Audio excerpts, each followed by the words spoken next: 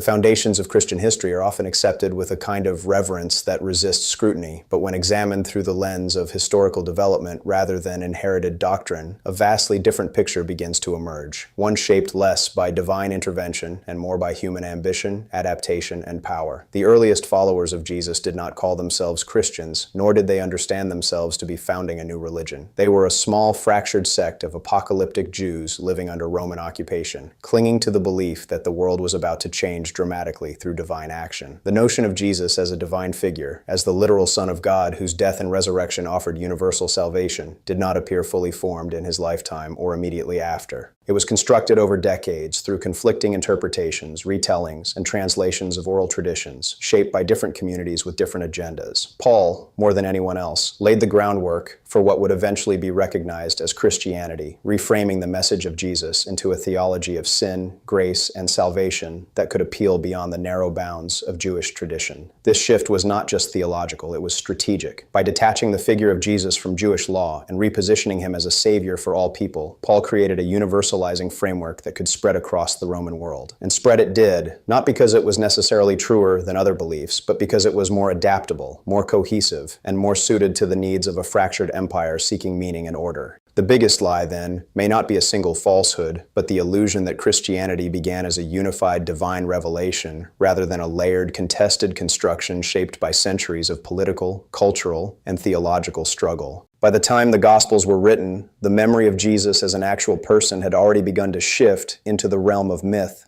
molded to suit the needs and fears of disparate communities grappling with persecution, instability, and the absence of their expected Messiah's return. These texts were not written as neutral biographies, but as theological statements designed to unify, inspire, and convince. Mark, the earliest gospel, presents a stark and human Jesus, misunderstood, isolated, and ultimately abandoned, while the later Gospels of Matthew, Luke, and especially John gradually elevate his divinity and distance his story from the volatile politics of first-century Judea. This evolution reveals a subtle but powerful transformation. The man who preached the imminent arrival of God's kingdom became over time the cosmic savior who was that kingdom incarnate. This shift was neither accidental nor entirely cynical. It was born from the deep need for continuity, hope, and identity in a fractured world, but it came at a cost. The historical figure, whatever his true teachings and intentions, was gradually buried beneath layers of interpretation designed to serve theological cohesion and institutional growth. Over centuries, as Christianity gained imperial favor and spread across continents, this constructed narrative hardened into orthodoxy, and alternative perspectives were suppressed or branded heretical. What made this lie work, if it can be called that, was not deceit, but the human desire for certainty, the longing for clarity in a world that resists it, and the power of story to outlast history. The consolidation of Christianity into a singular authoritative narrative was not simply the result of organic belief evolution, but also of deliberate institutional control. As the fledgling movement grew in size and influence, especially after Constantine's conversion and the Edict of Milan, the early church found itself in urgent need of cohesion. Competing doctrines, some emphasizing Jesus' humanity, others his divinity, still others denying his crucifixion entirely, threatened to fracture the movement beyond repair. Councils were convened, creeds were crafted, and canonical boundaries were drawn with increasing precision. Texts that did not conform to the emerging orthodoxy were systematically excluded from the canon and in many cases destroyed or forgotten.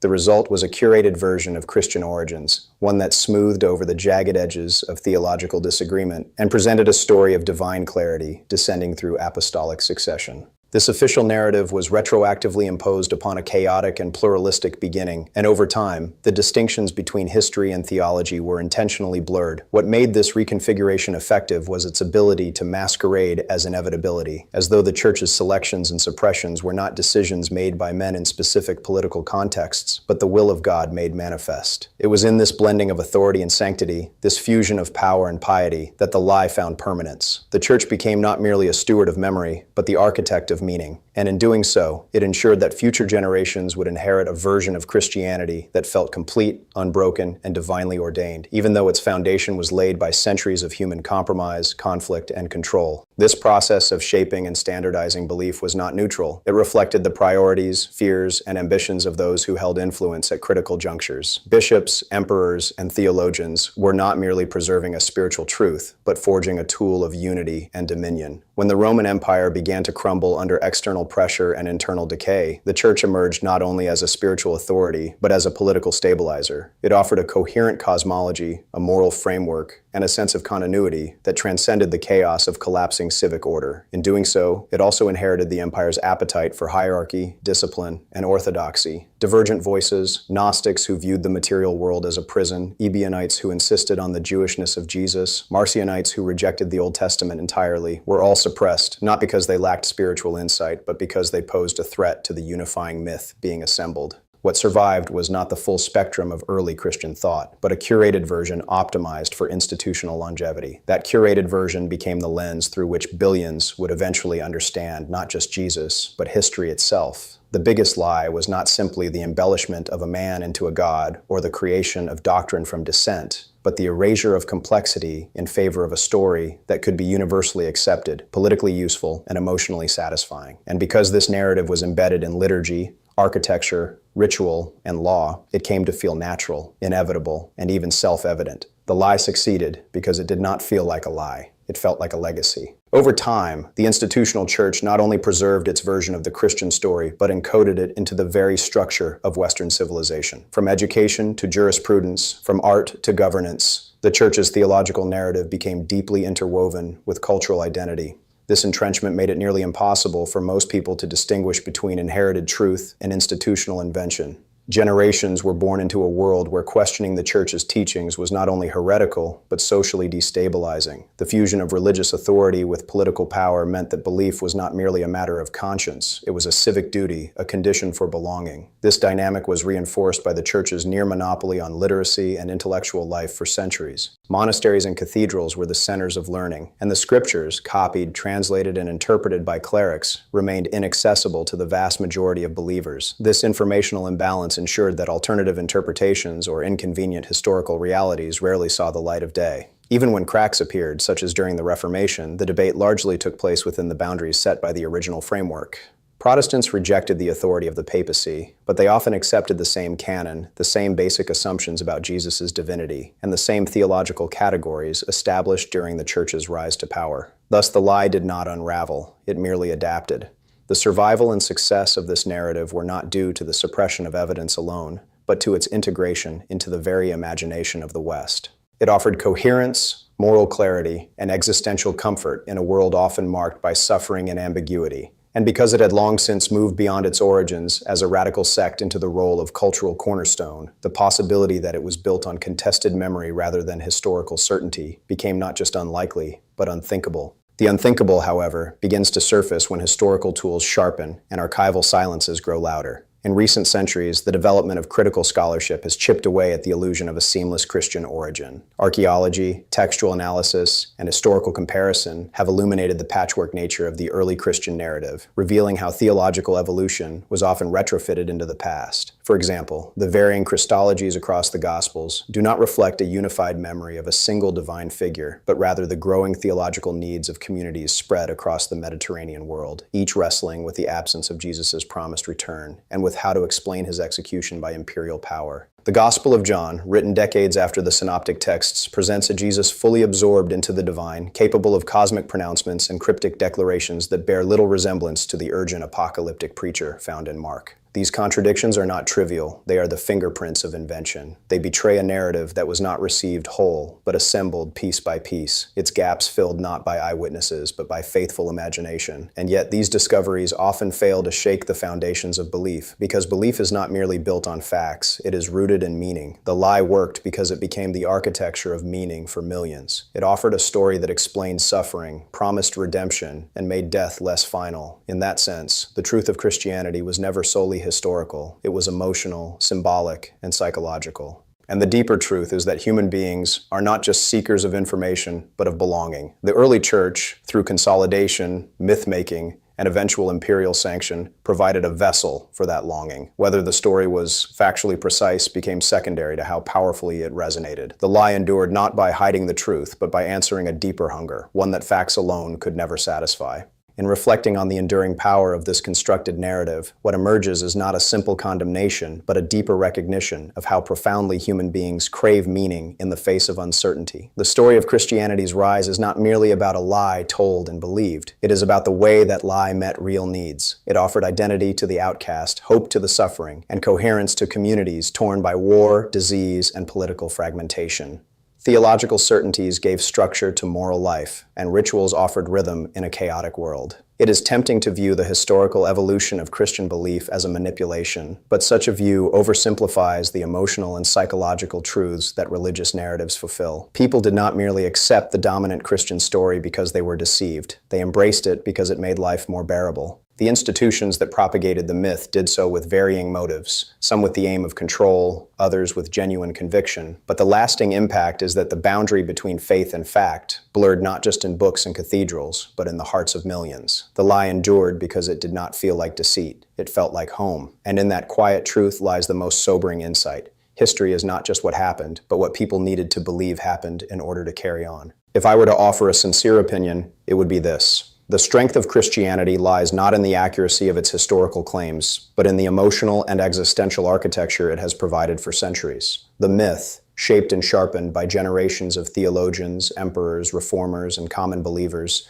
became something larger than its origins, a cultural force that carried people through war, death, injustice, and the overwhelming fragility of human life. And while the historical record reveals inconsistencies, contradictions, and deliberate erasures, these do not negate the real solace and inspiration millions have drawn from the tradition. Yet we must also reckon with the cost of that comfort. By elevating a single version of the story and branding all others as heretical, generations were denied the fuller, messier, and more diverse tapestry of early belief. Curiosity was punished. Critical thought was stifled.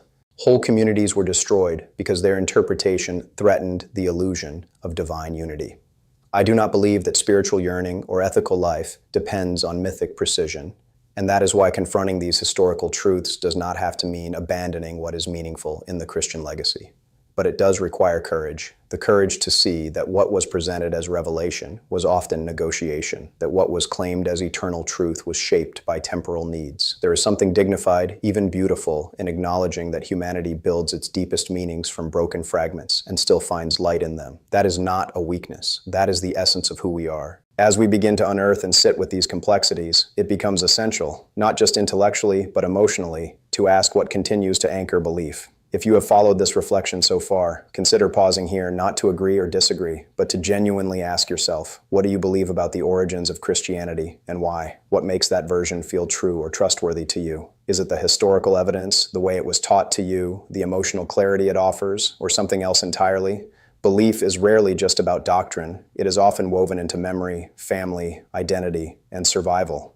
It is shaped by what we are willing to question and what we are afraid to lose.